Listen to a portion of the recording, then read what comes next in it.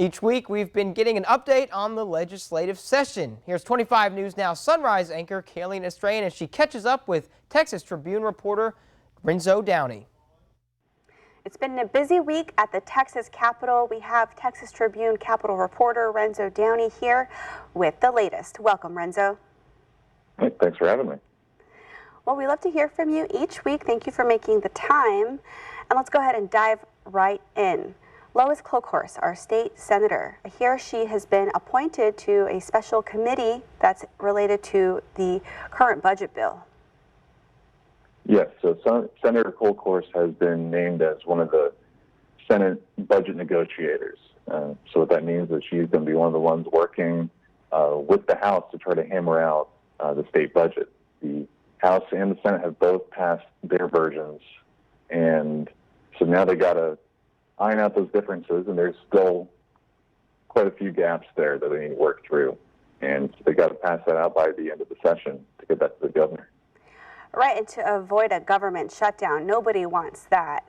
And I know there was an amendment we spoke about previously that was added by the House that would basically make it illegal to use any public funds for private school tuition. So targeting that voucher bill that the Senate has been supporting that would provide voucher money to private schools, promoting school choice, as they say.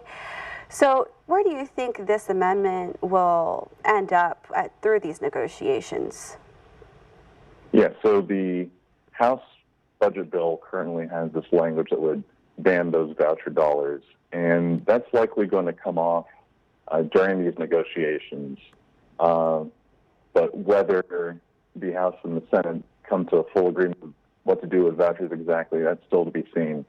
That's one of the things we're following the rest of the session. And there are a few education items on the agenda, including the Reader Act. Can you fill us in about the Reader Act and where it stands? Yeah, so the Reader Act was passed by the House this past week, and that bill would police public school library books, and so trying to get sexually explicit material out of school library books. And that's a contentious bill. It passed the House, got a few Democrats to join onto that bill, even though the Texas Democratic Party chair came out against that bill strongly. So it's going to be interesting to see how that ends up passing this session. Yes, many school libraries, many public libraries impacted by this movement, trying to drive these books out of schools and in public libraries. Well, thank you so much, Renzo, for this update. We look forward to hearing more from you each week during the session. I'm hoping it's not too long of a session.